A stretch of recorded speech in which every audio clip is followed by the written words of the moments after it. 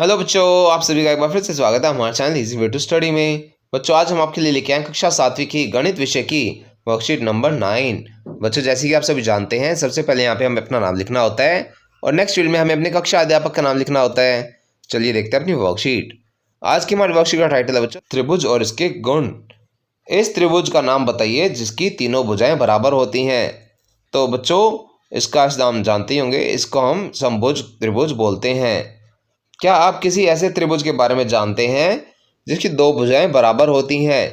यदि हाँ, तो ऐसे त्रिभुज का नाम बताइए। तो बच्चों, ऐसे त्रिभुज को हम समद्विबाहु त्रिभुज बोलते हैं। जी हाँ, समद्विबाहु त्रिभुज की दो भुजाएं आपस में बराबर होती हैं। आप समद्विबाहु के त्रिभुज के कोणों में क्या संबंध होता है, आइए एक क्रियाकल्प द्वारा जानें।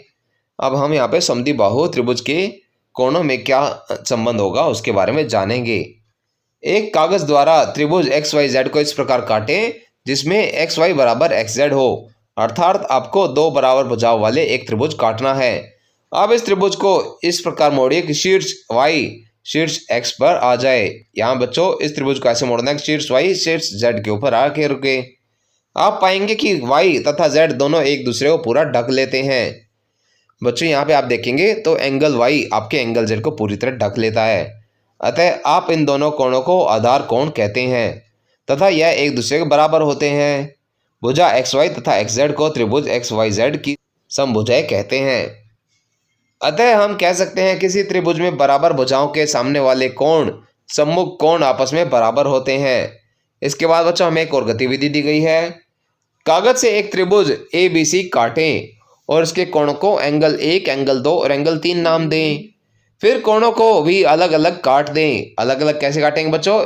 इस त्रिभुज को आप ऐसे काटेंगे कि एक हिस्सा, दूसरा हिस्सा और तीसरा हिस्सा। मानो आपके हर एक हिस्से में आपका एक कोण आए। अब इन तीनों टुकड़ों को साथ में दिखाए गए चित्र के अनुसार एक सीधी रेखा पर जमा करें। अब बच्चों, हमें इन तीनों टुकड़ों को ऐसे जोड़ना है एक दूसरे के ऊपर जिससे कि एंगल्स एक ही साथ आ जाएं। आप देखेंगे यह तीनों कोण मिलकर एक सरल कोण बनाते हैं। अतः हम कह सकते हैं कि त्रिभुज के तीनों का अंतः कोण का योग 180 डिग्री होता है। जब आप बच्चों इन तीनों टुकड़ों को जोड़ेंगे तो आप देखेंगे कि यह तीनों जुड़कर एक सीधी रेखा बनाते हैं जो आपका 180 डिग्री को शो करता है। इसलिए हम कह सकते हैं कि यह तीनों कोणों का योग 180 डिग्री है। अब इसके बाद जो हमें बोला गया है, नीचे दिए गए माप में त्रिभुज को खींचिए कागज की पट्टियों का प्रयोग करके। यहाँ पर बच्चों हमें कुछ संख्याएं दी गई हैं, इनका प्रयोग करके हमें देखना है कि यह एक त्रिभुज बनाती है नहीं बनाती। बच्चों, आप इसके लिए कागज की स्ट्रिप्स काट सकते हैं और उनसे बनाकर देख सकते हैं।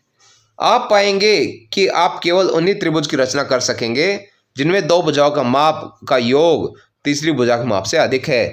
बच्चों, आप कभी भी त्रिभुज वही बना सकते हैं जिसमें दो भुजाओं का जोड़ हमेशा तीसरी भुजा से बड़ा हो। आप पहले प्रश्न में देखेंगे 2 सेंटीमीटर, 3 सेंटीमीटर और 5 सेंटीमीटर। इसमें बच्चों आप जब 2 जमा 3 करते हैं तो वह 5 के बराबर आता है, 5 से बड़ा नहीं आता। 5 जमा 3 करेंगे तो वह 2 से बड़ा है, 5 जमा 2 करेंगे तो वह भी 3 से बड़ा है।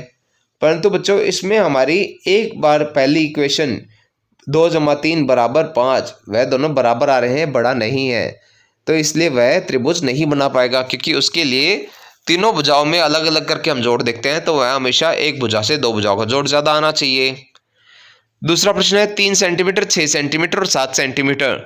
बच्चों, इससे आपका त्रिभुज बन जाएगा, क्योंकि आप इसमें किन्हीं भी दो भुजाओं को लेंगे तो उनका जोड़ हमेशा तीसरी भुजा से ज्यादा ही होगा। इसी प्रकार बच्चों, तीसरी प्रश्न में देखेंगे 6 सेंटीमीटर, 3 सेंटीमीटर, 2 सेंटीमीटर।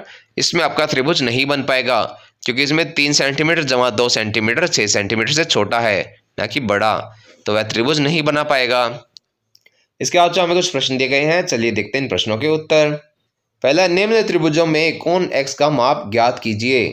यानी हमें यहाँ पे जो x एंगल दिया गया है उसका माप ज्ञात करना है। इसको आप कैसे कर सकते हैं?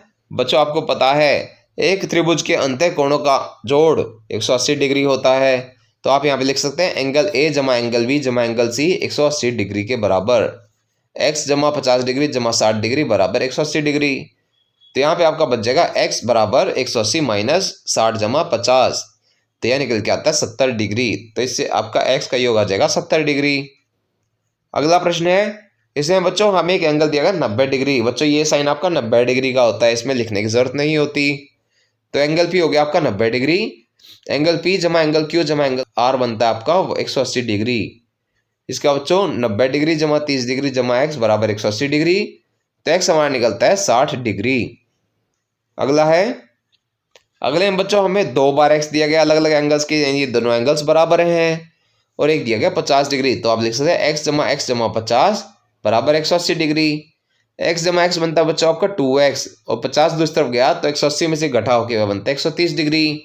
यह बनता है एक्स बराबर 130/2, जिसका उत्तर आप सोल्व करेंगे तो निकलेगा 65 डिग्री। एक्स निकलेगा आपका 65 डिग्री। अगला प्रश्न है, नीचे दिए गए कोणों में कौन कौन से कोण युग्म एक त्रिभुज के अंतःकोण हो सकते हैं। बच्चों यहाँ पे हमें कोणों के युग्म दिए गए हैं और हमें ज्ञात करना है कि वह त्रिभुज के अंतःकोण हो सकते हैं नहीं हो सकते।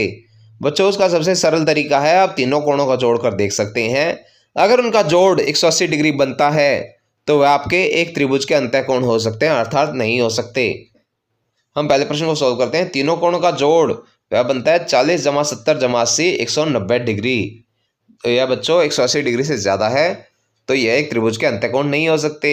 इसके नीचे आप लिखेंगे नहीं, यह तीनों कोण त्रिभुज के अंतःकोण नहीं हो सकते। अगला है 20 जमा 95 जमा 65। बच्चों जब आप कोणों का जोड़ करेंगे तो वह आएगा आपका 180 डिग्री। तो यह बच्चों आपके त्रिभुज के अंतःकोण हो सकते हैं। इसके उत्तर में आप लिखेंगे हाँ, यह तीनों कोण त्रिभुज के अंतःकोण हो सकते हैं। अगला बच्चों 45 डिग्री जमा 55 डिग्री जमा 80 डिग्री। जब आप इनका जोड़ करते हैं तो इनका जोड़ आता है 180 डिग्री। तो इसके नीचे भी आप लिख सकते हैं हाँ, यह तीनों कोण त्रिभुज के अंतःकोण हो सकते हैं। अगला बच्चों 35 डिग्री जमा 45 डिग्री जमा 50 डिग्री। जब आप इनका जोड़ करेंगे तो आएगा 130 डिग्री। बच्चों 130 डिग्री 180 डिग्री से काफ़ी कम है, तो यह आपका एक त्रिभुज के अंतःकोण नहीं हो सकते। तो इसके उत्तर में आप लिखेंगे नहीं, यह तीनों कोण त्रिभुज के अंतःकोण नहीं हो सकते। बच्चों यह हमारी वर्कशीट का आखिरी प्रश्न था। इसी के साथ हमारी वर्कशीट यहाँ पर समाप्त होती है। आशा करते हैं आपको अच्छे से समझ में आई होगी। बच्चों अगर आपको हमारी वीडियो पसंद आई हो तो उसे लाइक करना और अपने फ्रेंड्स के साथ शेयर करना ना भूलें। साथ ही अगर आपका कोई क्वेश्चन है तो उसे आप कमेंट सेक्शन में ज़रूर पूछें, हम आपके क्वेश्चन को जल्द से जल्द आंसर करने की कोशिश करेंगे। और बच्चों अगर अभी तक आपने हमारा चैनल सब्सक्राइब नहीं किया है तो ऐसी ही नई नई वीडियोज़ को देखते रहने के लिए हमारे चैनल को सब्सक्राइब करें। साथ ही बेल आइकन बटन ज़रूर दबाएं, जिससे हमारी कोई भी नई वीडियो आते ही आपको तुरंत नोटिफिकेशन मिल जाए। Thank you.